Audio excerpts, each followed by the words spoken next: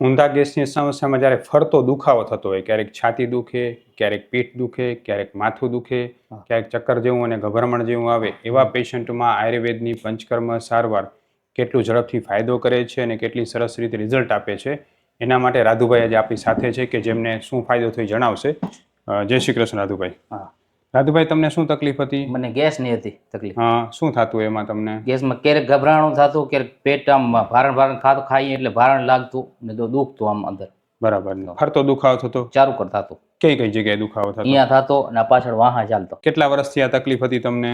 12 મહિના થઈ ગયા હતા. ક્યાંથી આવો છો તમે? ભરૂડિયાથી. ક્યાં આવ્યું ભરૂડિયા? ઈ ભચાઉ તાલુકામાં. ભચાઉ તાલુકાનું ભરૂડિયા ગામ, બરાબર છે. તો એના માટે તમે લગભગ અલગ અલગ કેટલા ડોક્ટરને બતાવ્યું હશે? એટલે અમે 5-6 ડોક્ટરને બતાવ્યું હતું. બરાબર. શું ડોક્ટર નિદાન શું કરતા તમને? એ કે તમારે કે ગેસનો છે ને ક્યારેક ક્યારેક આ સોજા થઈ આવે ગેસના હિસાબે. પછી એની ટીકડી કાયમ ખાવી પડતી? હા, કાયમ ખાવી જોતી ટીકડી. બરાબર. કેટલી ગોળી ખાતા રોજની? ક્યારેક 4 ખાવી જોતી, ક્યારેક 5 ખાવી જોતી ને ઘણું થઈ જાય તો આપણે દવાખાને જવું જોતું. ક્યારેક એવું ગભરામણ થઈ જાય તો દવાખાને જવું જોઈએ, ઇન્જેક્શન લેવડાવવા. ગભરામણ થાય ત્યારે શું લાગે? ત્યારે એમ થાય કે શું આપણે છાતી દબાણ થાય છે, હાર્ટ એટેક આવે છે એવું થતું.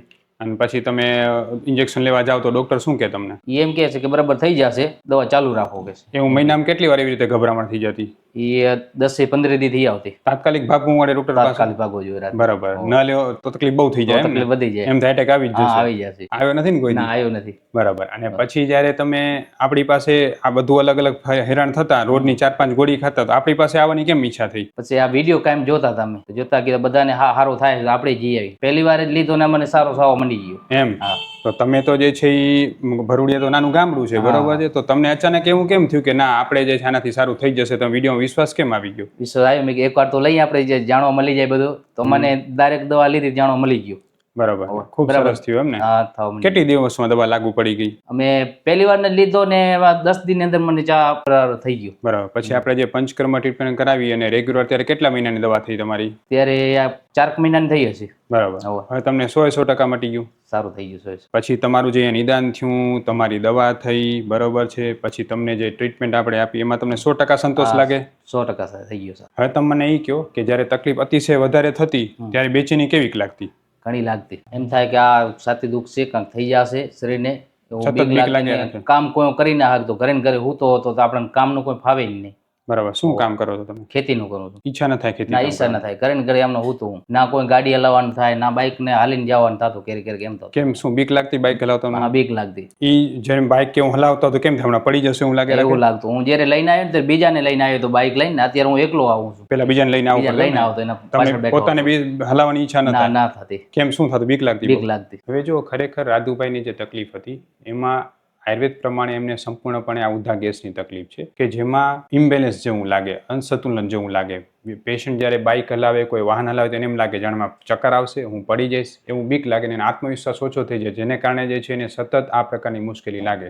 રાધુભાઈ, તમે જ્યારે કહેતા કે હું ખેતીમાં જઈ ન કામ ન કરી શકતો, એમાં તમને શું લાગે? મને એવું થતો કામ મને જ ના આપણને થતો કે કામ કરીએ એવું. આખો આળસ જ આવે? આળસ જ આવે. બરાબર. અને પછી આપણી દવા શરૂ કરી, હવે કેટલું કામ કરો? હવે તો જે કે કામ કરી લઉં અત્યારે. બધું આરામથી કામ કરી શકો? બરાબર છે. કોઈ પ્રોબ્લેમ નહીં? ના, કોઈ નહીં. પેલા જેટલી સ્ફૂર્તિથી કામ કરી શકો છો? અત્યારે તો સવારે 4 વાગે ઉઠીને ભાગી જાઉં, પાછું ખેતરે ભાગી જાઉં. હા. અને પેલા કઈ રીતે ઉઠતા? પેલા તો એ મને જ ના થતું. ક્યારેક 8 વાગે ઉઠી, ક્યારેક 9 વાગે ઉઠી. ઓહો, એટલું બધું મુશ્કેલી રહેતી? બરાબર. પછી રોજની 4 ગોળી ગળવી પડતી રોજ? એક દિવસ ગોળી ન લે તો શું થઈ જાય? તો તકલીફ થતી. ગેસ ને રૂગવા મોડકારા ને એવું આવતું ને ક્યારેક ગભરામણું થઈ જતું. બરાબર છે. બીક લાગતી.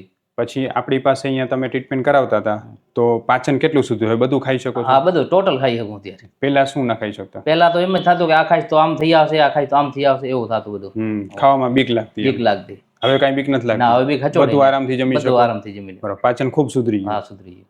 હું ડૉક્ટર વિશાલ પંડ્યા એક MD આયુર્વેદ ડૉક્ટર છું. મેં મારો 10 વર્ષ સુધીનો MD આયુર્વેદનો અભ્યાસ જામનગરની વિશ્વ પ્રસિદ્ધ આયુર્વેદ કોલેજમાંથી કરેલો છે. 2011થી એટલે કે છેલ્લા 13 વર્ષથી હું ગાંધીધામ કચ્છ ખાતે NABH માન્યતા પ્રાપ્ત પંચકર્મ આયુર્વેદ હોસ્પિટલ ચલાવું છું. અમે લોકોએ આયુર્વેદ સારવારથી હજારો દર્દીને સાજા કર્યા છે. તેના વિડીયો રિવ્યૂ અમારા આ જ ફેસબુક, ઇન્સ્ટાગ્રામ કે યુટ્યુબ ચેનલ ઉપર છે, જે જરૂર જોવા અને જાણો કે કેવા કેવા જૂના રોગો કેટલા ઝડપથી સાજા થયા છે. અમે 2 રીતે સારવાર કરતા હોઈએ છીએ. સૌથી પહેલાં તો કચ્છ કે એની આસપાસના દર્દીઓએ હોસ્પિટલમાં રૂબરૂ બતાવવા માટે આવવું, અને બીજું, કચ્છથી દૂર રહેતા દર્દીઓ માટે ઘર બેઠા ઓનલાઈન દવા પણ મંગાવી શકે છે. વધુ માહિતી માટે નીચેના નંબર ઉપર હાય લખીને વોટ્સએપ કરો એટલે તમને ફીસ કેટલી છે, કોર્સ કેટલો કરવો પડશે વગેરે માહિતી વોટ્સએપમાં મોકલી આપશું. હવે ખરેખર જે છે એ રાધુભાઈને જે પ્રોબ્લેમ હતી એમાં એનો કોઠો અતિશય ગરમીનો હતો, એટલે તમને દવા બધી પહેલા ગરમ પડતી એવું આ થતું ગરમ ને? પડતી સાચી વાત. આપણી દવા ક્યારે ગરમ પડી? ના કોઈ દી નહીં. એટલે હું તમને એ પણ કહેવા માંગુ છું કે તમે કોઈ પણ જગ્યાએ દવા લેતા હો, જો તમને દવા ગરમ પડે છે તો તાત્કાલિક એ દવા બંધ કરો, નહીંતર મોટું નુકસાન થઈ શકે છે. આયુર્વેદ દવા પણ ઘણા લોકો એવું માનતા કે આયુર્વેદ દવા ગરમ છે. સાચી વાત તો એ છે કે આયુર્વેદ દવા જરાય ગરમ હોતી નથી. જો તમારું નિદાન સાચું ન થાય ને તો જ તમને આયુર્વેદ દવા ગરમ પડી શકે છે. અમે જે આયુર્વેદ સારવાર કરીએ છીએ એ સારવારમાં નિદાન એકદમ સ્પષ્ટ કરતા હોવાને કારણે અમારી દવા કોઈને ગરમ પડતી હોતી નથી. એટલે ગુજરાતમાં કોઈ પણ વ્યક્તિ એવું માનતા કે અમને આયુર્વેદ દવા ગરમ પડે છે, અમને માફક નથી આવતી, એ લોકો અમારો સંપર્ક કરી શકે છે. અમે ઓનલાઈન અને રૂબરૂ ગાંધીધામમાં બંને રીતે દવા કરતા હોઈએ છીએ. દાદુભાઈ, તમારા જેવા ઘણા એવા દર્દી હશે બિચારા કે જેને આવી તકલીફ હશે, લાંબા સમયથી હેરાન હશે, તમે એને શું કહેશો આપણી દવાની અમે સારવાર એમ વિશે? કહી કે આ દવા લેવો ને ચપાટ થઈ જાય સાદા. બરાબર, આવડા બધા હેરાન નહીં થવું પડે એમ ને? હેરાન નહીં થવું. તમે વિચાર કરો, 1-1.5 વર્ષથી ગેસ થતો હતો, બરાબર, 4-5 ગોળી રોજની ખાવી પડતી, પછી તમે ક્યારેક ક્યારેક ઇન્જેક્શન લેવડાવવા પડતા. લેતા સાચી વાત. આ બધી ફરિયાદ આટલા સમયથી તમે દવા લેતા હતા, એમ આપણી દવાથી જેટલી લાગુ પડે એટલી કોઈ દવા લાગુ પડી? ના નહીં, કોઈ દવા લાગુ નહીં પડી મને. બરાબર ને? આ આપણી દવા દવાથી લાગુ જેટલું પડી જેટલું તમારી. ઝડપથી ફરક પડે એટલો કોઈથી ફરક નથી પડ્યો ને? ના, કોઈ દી નહીં. એટલે હું તમને એ જ કહું છું કે આ પ્રકારના બધા જ રોગો જે છે ને એ તમે કોઈ પણ જગ્યાએ રહેતા હો, તમે ગામડામાં રહેતા હો, શહેરમાં રહેતા હો, ગમે ત્યાં રહેતા હો, પણ આ રોગમાં વગર મોડું કર્યા વગર આયુર્વેદની સારવાર લ્યો, જેથી જે છે એ સાચું નિદાન થાય ને તમારું પાચન સુધરે. રાધુભાઈ, તમારો આ વિડીયો છે એ લોકોને આયુર્વેદમાં શ્રદ્ધા વધે એના માટે આપણે ફેસબુક, ઇન્સ્ટાગ્રામ, યુટ્યુબમાં મૂકી શકીએ? હા, મૂકી શકું. ખૂબ ખૂબ ધન્યવાદ. જય શ્રી કૃષ્ણ ભાઈ.